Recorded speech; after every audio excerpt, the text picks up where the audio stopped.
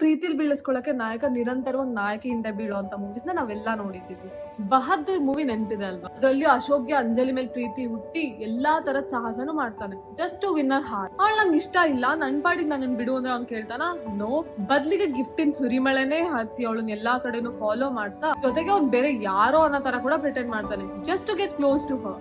Imagine ಅದೇನಾದ್ರು ನಿಜ ಜೀವನದಲ್ಲಿ ಆಗಿದ್ರೆ ಅಂಜಲಿ ತಕ್ಷಣ ಪೊಲೀಸ್ನ ಕರೆದಿರ್ತಿದ್ಲು. ಈ ತರ ಕ್ರೀಪಿ ಸ್ಟಾಕರಿಶ್ ಬಿಹೇವಿಯರ್ ಗಳು ಮನ್ಸ್ ಗೆಲ್ಲಲ್ಲ, ಬದ್ಲಿಗೆ ರಿಸ್ಟ್ರೈನಿಂಗ್ ಆರ್ಡರ್ ತಂದ್ಕೊಡ. ರಿಜೆಕ್ಟ್ ಮಾಡಕ್ ಅವ್ರ ರೀಸನ್ ಏನೇ ಇರ್ಬೋದು, ನೋ ಅನ್ನೋದ್ ಸಂಪೂರ್ಣ ವಾಕ್ಯ ಅಂತ ಅರ್ಥ ಮಾಡ್ಕೊಂಡು ಅವ್ರ ಡಿಸಿಷನ್ ಬೆಲೆ ಕೊಟ್ರೆ ಅದ್ ನೀವೊಂದು ಉತ್ತಮ ಮನುಷ್ಯನಾಗಿ ಮಾಡತ್ತೆ. ಮತ್ತೆ ನೀವ್ ಕೇಳ್ಬೋದು, ಅದೇನಾದ್ರು ನಿಜವಾದ ಪ್ರೀತಿ ಆಗಿದ್ರೆ ಅದ್ಭುತ ಲವ್ ಸ್ಟೋರಿಗಳು ಸ್ವಲ್ಪ ಹಠದಿಂದಾನೇ ಅಲ್ವಾ ಶುರು ಆಗೋದು ಅಂತ. ಆದ್ರೆ ಇದು ನಿಜ ಜೀವನ, ರಾಮ್ ಕಾಮ್ ಅಲ್ಲ. ಮತ್ತೆ ಮೂವಿ, ಅಪಾರ್ಟ್ಮೆಂಟ್ ಕಾಂಪ್ಲೆಕ್ಸ್, ಕಾಲೇಜ್ ಎಲ್ಲೇ ಇರ್ಲಿ, ಅವ್ರು ನೋ ಅಂತ ಹೇಳಿದ್ಮೇಲೆ ಅವ್ರನ್ನ ಪುಷ್ ಮಾಡೋದ್ ಸರಿ ಅಲ್ಲ. ರಿಜೆಕ್ಷನ್ ನೋವು ಕೊಡತ್ತೆ ಸರಿ, ಆದ್ರೆ ಅದ್ ಪ್ರಪಂಚದ ಕೊನೆ ಅಲ್ಲ. ನೆನ್ಪಿರ್ಲಿ, ನೋ ಅನ್ನೋದು ಈಗ ಬೇಡ ಅಂತ ಅರ್ಥ ಅಲ್ಲ.